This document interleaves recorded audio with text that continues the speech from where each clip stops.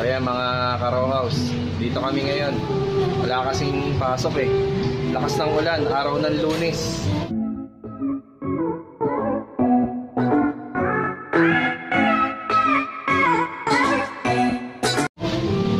Dito kami sa shop ni Kuya. Ayan. Bili na kayo. Kuya, anong shop to? Tibros. Tibros, malapit sa hospital ng family hospital. So ayan, papuntang Naik, pero base ng Tansa pa rin. So ito, kung bibili kami rito ng circular saw, saka ng taping gun. So ito, may doon na daw, Jay. Tingnan natin. So araw ng Lunes ngayon, malakas ulan, hindi kami makagawa dun sa project namin. Para mo kaya? Ito. Susubukan natin to dun sa pagtibag ng CR. Medyo marami-rami kaming titibagin eh. Okay. Yan no.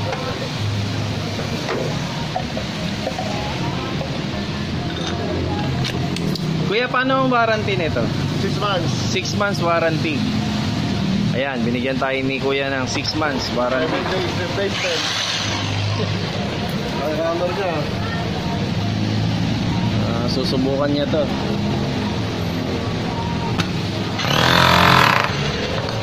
Ano? Diba? Yun no.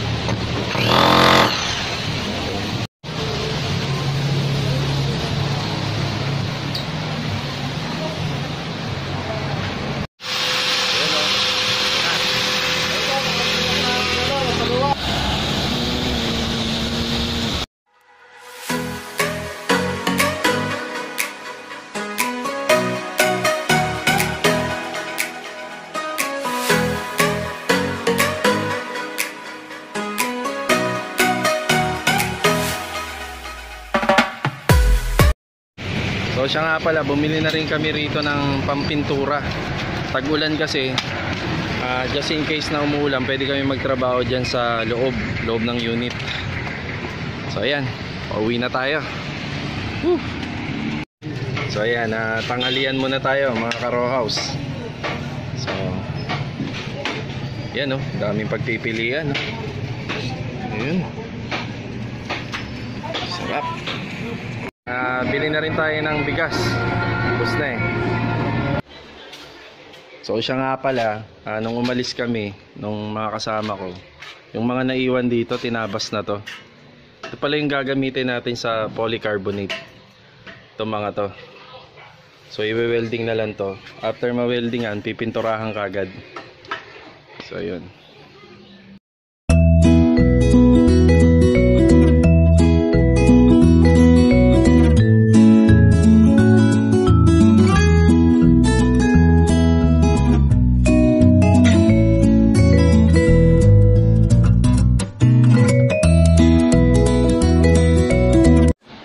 Siya nga pala mga ka-row house, umulan kasi, mukhang may bagyo. So hindi kami makakagawa ngayong araw na to. So baka bukas okay na at makapag-umpisa ulit.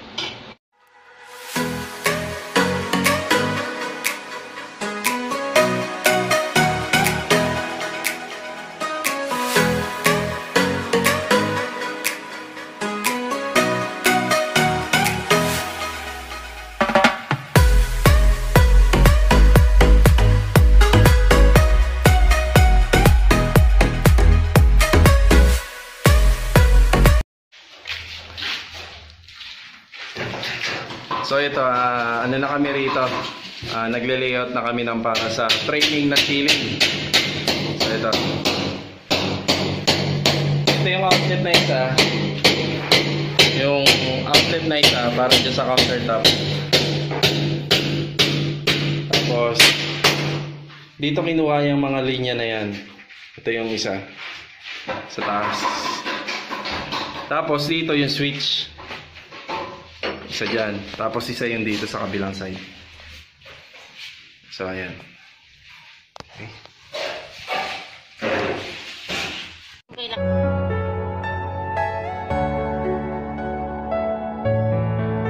ano niya. Mm. So, yung iba kasi natin ganito, yan. Kita mo, in-on ko na siya pagbababa siya, namamatay. So, dapat nakaset na on para hindi ka nagpipindot sa tuwing gagamitin siya. So nga pala Ma'am Emily, itong mga design kasi na to is parang pang cabinet. Since ayaw mo naman ng cabinet, so hindi tayo so hindi ako nag-focus dito. So mga La Germania type, ito yung mga magagandang klase. La Germania rin to, ito yung pinili ko. Ito yung bagay dun sa gusto mong disenyo. Nalalagyan na lang namin ng tambol. So ito yung part na to. In example na to sa akin ni ate, nakita ko naman maganda yung ano niya. Tsaka ang kaibahan nito, double motor to. Mas malakas to humigop kumpara dun sa dalawa na yon. So yan ang maganda rito. So nga pala, ito yung mga sample ng gas range. Kapag meron daw kayong parang tempered na ganito, meron kasing lutuan na tempered, no? Meron naman na burner na kagad kagaya nito. Pag naka-tempered daw, hindi daw kinakaya ng single motor. So ito yung mga single motor natin na sample. Kasi mas malakas daw tong umusok kapag tempered yung lutuan. Pero pag mga burner na kagaya nito, for example ng burner, rekta mo nang ilalapag dyan yung lutuan. Hindi kagaya ng parang mga lutuan na glass type, no? Mas malakas daw umusok yun. So kaya ang sinasuggest sa akin is ito, double motor to. Yun, no? Ganito. Tapos dahil sa nagbigay ka sa akin ng disenyo para dun sa ceiling mo na paglalagyan nito, dahil ayaw mo naman ng cabinet, akmang-akma to or saktong-sakto to para dun. Ito kasi, ito yung mga nilalagay sa ating modular cabinet. Ito yon. Yun, no? Ito yung mga sample na mga yan, no? Range hood. Kaso nga lang, grabe yung mga presyo dito, matitindi. So ito, meron tayong 11,000, meron tayong 10,000, no? Kaya nag-stick na lang ako dun sa halagang 6,000. So yun, 6,000. So ayan, kami nang bahala dyan, iaano na lang namin yan. So importante nakasuksok siya. Ang gagawin kasi namin dyan, nire-ribbit namin yan paikot. Okay. Yan. Okay na to. Okay na yan. So bali, i-unbox na pala ni ate yung range hood. So ito. Yun, no? Ayun, yun yung bakal niya. Ito yung bracket, no? Okay. So ito na lang siguro ang susundan namin kasi may bracket na. Ito yung range hood. Yun. Ayos to. Wala lang po kasi electric pan init eh. Sige lang, ha. So ito yung magiging ducting namin, no? So PVC. So D5 yata ang sukat nito. D5 o D4. Ano yan? D5 yan? D4. D4. 4. Oh. So ito nga, bali ito na yung magiging air ventilation niya. So D4 na PVC. Ayan. So lalagyan ko lang ng reducer yon. Ayan. Yun. Lakas ng bugaw. Lakas. Ayos. Hindi ba kasi nasisikipan yung ilaw niya. So ito yung kagandahan nito. Pag sinara mo yan, tapos inangat mo or hinila mo, pag naka-install na, bumubukas ang ilaw. May kagandahan yan. So yun, lakas. Ayos to. Okay na, ate. So nga pala, ito na yung magiging air ventilation niya or yung ducting niya. So meron kaming PVC pipe dun sa bahay or dun sa site na ginagawa namin. Tapos ito na lang yung i-connect namin. So nandito na po ako sa inyong unit. Ito na po yung ating La Germania range hood. So ito po.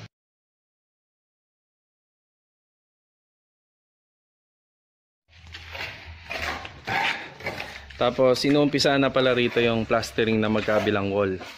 Yan yung side na yan. Tapos ito, ikinakasa na namin yung tiles sa may front yard ng mga poste. Ayan. Ito. So nga pala, nalagyan na ng tiles tong harapan ng bakod. So bali yung mga poste lang yung ita-tiles dyan, yung part na yan. Tapos dito sa part na to, nalagyan na rin pala ng installation ng para sa outlet. So yan, pasadya yan ng may-ari. Ang plano niya kasi dyan, may saksakan ng Christmas light para hindi na sila mahirapan.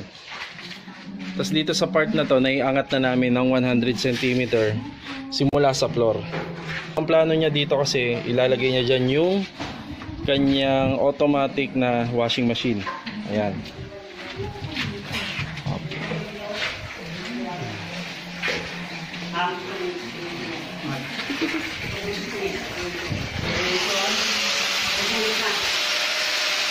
So kinakasan na rin dito tong process. Babadya na naman yung panahon, no? Wala. So ito yung ating detress na elbow. Yan yung magsisilbing sasaluhan ng gutter. So ito siya. Opya. Mukhang umaambo na. Nga pala, ito yung trusses na nilalagay namin. So, tatlong 2x3 to. Yan. Matibay na to kahit na ganito yung linya niya. Pero nasa sa inyo kung gusto nyo pa na mas damihan pa. Pero hindi naman kalakihan tong unit na to or yung back extension na to para mag multiple trusses kayo. Depende naman sa inyo yun. So nga pala, naglalagay kami ng isa dyan. So ang yero namin hanggang dito lang, sa part na yan. Para pag umuulan, dito lang babagsak yung tubig niya. Tapos kung mapapansin nyo yung gutter namin, ayan. So may talukap pa siya, ganyang kahaba. So ayan.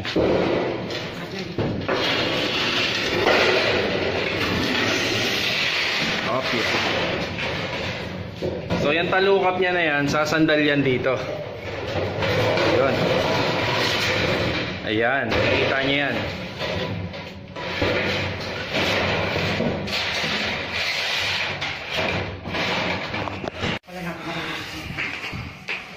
So ito yung magiging itsura niya mga ka-row house sa taas. Ang pagitan ng dugtungan niya simula dyan hanggang dito. Ganyang kahaba yun para safe tayo sa tubig, sa gutter. Ayan. Tapos ito naman yung pagkakabend ng skwala niya. Hindi pa yan tapos guys. Syempre, i-epoxy pa lang yan. So guys, ngayon makikita nyo napakahaba pa ng talukap niya rito. Dito namin isasandal yung yero namin. Ayan. Ayan, para maiwasan natin yung overflow. Ayan, makikita nyo yan. So bali, papatong dito yung yero. Papatong dito yung yero. Ngayon may anggiang yero na kapag umuulan pumapasok na pabalik. No, pumapasok na pabalik. So kaya ganito yung disenyo namin. Pumasok man siyang pabalik, sasaluhin ito, tapos magdadrop lang uli dito. Papunta sa gutter na to. Ayan. Yun, ang daming bato. Ito na pala yung La Germania ni ma'am. Saka na natin to bubuksan kapag medyo malinis na rito. Ayan. Bali, sukat lang naman kasi yung kailangan natin dito. Nga pala, itong part na to, pinupuruan na. Itong part na to. So, okay na rin yan. Yeah.